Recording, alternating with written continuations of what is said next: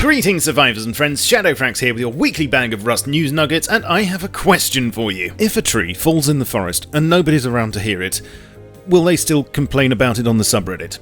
Absolutely. Ain't nothing gonna stop that. But, of course, since we received the Ore Node minigame a while back, Rust players everywhere have done nothing but pine after a decent tree harvesting one too. Yeah, well, anyway, now you've got one. When going at a trunk with your chopper, you'll notice that an invisible Forestry Commission employee with a spray can is following you around and showing you the optimum spot for your next thwack. Of course, it's up to you whether you'll play his little game, but you'll probably notice that now each hit is giving back less wood than you're used to. The reason for this is that as of this update, you'll receive half whilst harvesting, and the rest when you actually finish the job, and you'll know when that happens thanks to the ultra-realistic tree falling over and disappearing into the ground animation that follows. Shouting "Timber!" is of course optional, but a few things to note. Firstly, this effect is purely client-side, so doesn't impact the server or anyone else. Sadly, that means no chance of crushing other players or using it as a raiding mechanic. Sorry. Secondly, the minigame only applies to bigger trees. It would look a bit silly on the small matchstick thin ones as they're virtually two-dimensional anyway. And thirdly, trees can be destroyed by explosions now. Huzzah! The sounds are placeholder at the moment, whilst some with the correct timber are made, but otherwise this is done and another item ticked off the roadmap. Last week's update did cack a few things up sadly, affecting saves on a number of servers. You can read the post-mortem about that and I'll put a link to it down below for you. However, just like Jenga on a trampoline, stability was also a bit of an issue. This was mostly thanks to hair, which impacted both visuals and performance. For instance, beards were magically disappearing and there was a bit of a memory leak. The new TSSAA anti-aliasing caused a bit of a kerfuffle too, with black sludge artifacts affecting some players, although this was fixed early on, along with a number of other bugs, which should hopefully all now have been squashed. A problem with motion blur popping up on players when LODs are swapped in and out was fixed too, although this did take quite a chunk of time, but is sorted now, as you can see here, and some more textures were downscaled to save about an extra 100 megabytes of GPU memory. You may remember last week I spoke about some new changes to building that'll be crawling over the horizon soon. Well, this week we have a little more detail. To recap, when it happens, tool cupboards will no longer emit a building privilege zone in a radius around them.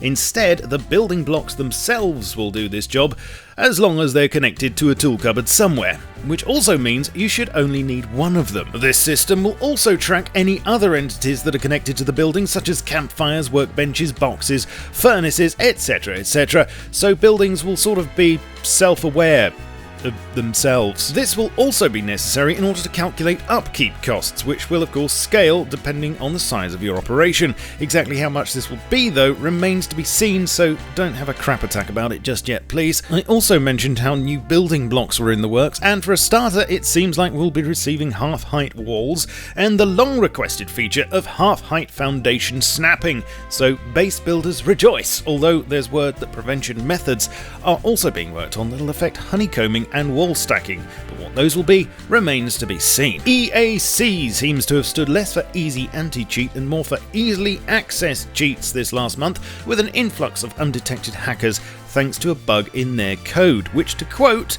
trapped the runtime in a zombie state, at which point it no longer processed any kicks for banned players and even failed to enable network encryption on new connections. Long and short of it is that it should now be fixed and things will get betterer. Hopefully. The launch site changes I mentioned last week are finished and ready to be merged, but because some of the elevators are being removed, you'll have to wait until the forced whip on the 7th of December before lift-off on these. Over to AI progress, and the nav mesh, which enables NPCs to work their way around the landscape, has moved back to being baked at server startup. Just like real baking, this requires a type of oven, which in this instance is the server CPU, and it'll be using 100% whilst this process is carried out. If server owners need a workaround for this to prevent other processes from freezing, for instance, then there are details of how to do this on the dev blog, so please check those out. On the plus side, the most important upgrades so far have been ported over, including NPCs being rendered dormant when at a certain distance from players, and this should help with performance. Some other changes you may notice this week are that workbenches can no longer be locked and that beanies properly deform hair.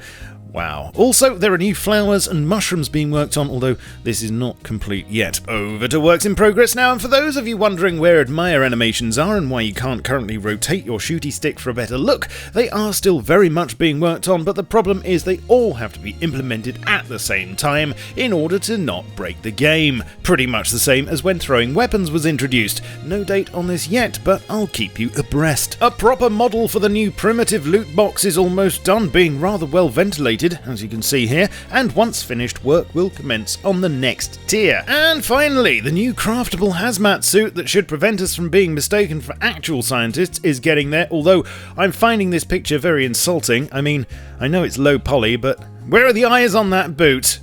No, I see. It's a blind frog, isn't it? Please tell me this isn't some sort of sick joke. It is, isn't it?